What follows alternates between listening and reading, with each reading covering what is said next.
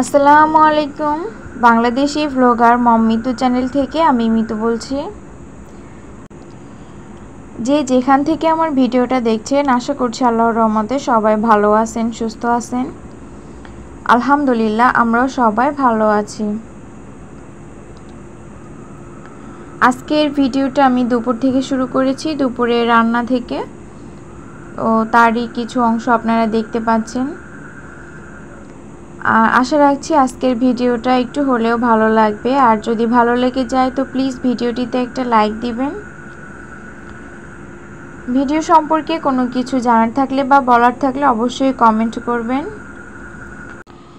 যদি কোনো আপু বা ভাইয়ারা চ্যানেলে নতুন হয়ে থাকেন, অনুরোধ থাকবে চ্যানেলটা সাবস্ক্রাইব করে পাশে থাকা নোটিফিকেশনের অল অপশনটা অন করে দিবেন, যাতে করে আমি যখনই কোনো ভিডিও ছাড়বো আপনাদের কাছে নোটিফিকেশন পৌঁছে যাবে। আপনারা আপনাদের সময় ও সুযোগ করে আমার ভিডিওটা দেখে নিতে পারবেন। দুপুরে সিম্পল রান্না ছিল, মাছ ভুনা করেছি, রুই মাছ ভুনা আর উস্তে ভাজি করেছি। এটা দুপুরের জন্যই। আর রাতের জন্য দেখা যায় আবার কিছু একটা করতে হবে। মাঝে মাঝে এরকমটাই হয়, দেখা যায় 3 বেলায় রান্না করতে হয়, আবার কখনো দেখা যায় 2 বেলা করি। আর এই তো তারপরে পড়লাম বিছানাটা গোছাতে। রুমগুলো এলোমেলো হয়ে আছে, তো সেগুলো একটু ক্লিন করে নিচ্ছি। আমাদের বাসার বিছানার চাদর একটু বেশি নোংরা হয় তাড়াতাড়ি, আর তার কারণ হচ্ছে যে ছোট বাচ্চা আছে আমার, ছোট বাবু এটা ওটা হাতে নিয়ে মাখিয়ে ফেলে, তারপরে আরও বিভিন্ন কারণেও ময়লা হয়। আর আমরা বড়রা তো আছি, তার পাশাপাশি হচ্ছে ধুলাবালি, খুব প্রচুর পরিমাণে ধুলাবালি আসতে থাকে, যার কারণে ময়লাটা হয় বেশি। আর আমাদের বাসায় পর্যাপ্ত পরিমাণে আলো বাতাস আছে 2টা বেডরুমে, তারপরে রান্নাঘরে। তবে ড্রয়িং রুমে হচ্ছে আলোটা নেই। ড্রয়িং রুমটা পড়েছে একদম অপোজিট সাইডে, আর কোনো জানালাও নেই, যার কারণে ওটা একটু অন্ধকার। তারপরেই তো বেলকনিটা এখন ঝাড় দিব। তো দেখলাম যে গাছগুলোর কি অবস্থা। পুঁইশাক গাছ লাগিয়েছিলাম, তো গাছের পাতাগুলো একদম মরে মরে গিয়েছে।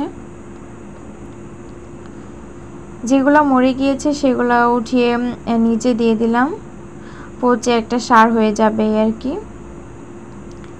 আর দেখুন এই গাছগুলোতে কেমন একটা হয়ে গেছে। এটা কেন হলো, কী কারণে হলো, আমি কিছুই বুঝতে পারছি না।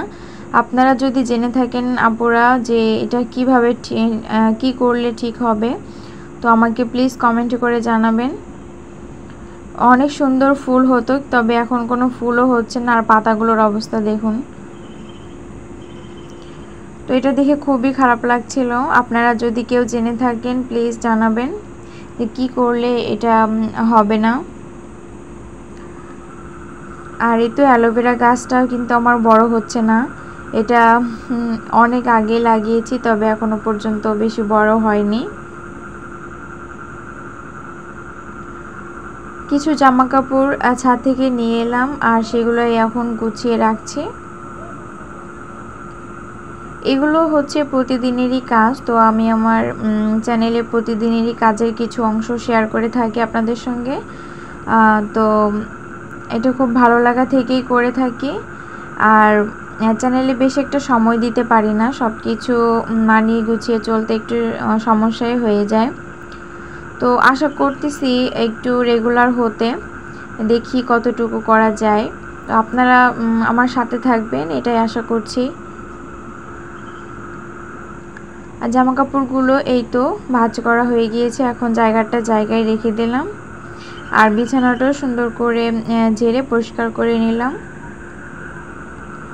এখন হচ্ছে বিকালের দিকে, তো বিকালের ভিডিও এটা। তারপরে একটু নাস্তা বানাবো আর একটু চা বানাবো বিকালে। অনেক দিন হলো দুধ চা খাই না, তো দুধ চা তৈরি করব। আর পাশাপাশি একটা রুটি তৈরি করব। তো আমি এটা বানাইনি, আপনাদের ভাইয়াই বানিয়েছে। তার বললাম তো এগুলো বানানোর প্রতি খুবই আগ্রহ। সে যখন বাসায় থাকে তখন এটা সেটা কেক, পুডিং বা রুটি এগুলা করতেই থাকবে। তো আজও সেরকম, সে বসে নেই, কাজে লেগে পড়েছে। এই তো সবটা সে নিজেই করেছে। তারপর থালা বাসন ধোয়ার ব্যাপারেও সে অনেকটাই করে নিয়েছে। তারপরও দেখা যায় কি একটা না একটা থালা বাসন জমেই থাকে সিঙ্কে। আর এই তো থালা বাসনগুলো আমি জায়গায় রেখে দিলাম। আবার দেখলাম যে এই তো 2টা পড়ে আছে, তো এই 2টা এখন ধুয়ে নিব।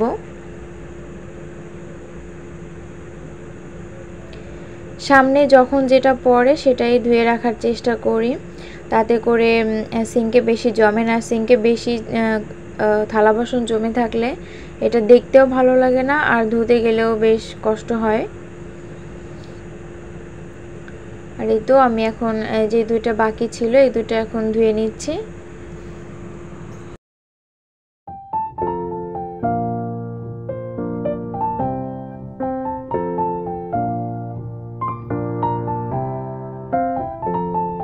সংসারে মেয়েদের কাজ কখনোই শেষ হয় না, একটা দুইটা টুকিটাকি কাজ থেকেই যায়। আর সারাদিন এভাবেই এটা ওটা করতে করতে সময়টা চলে যায়।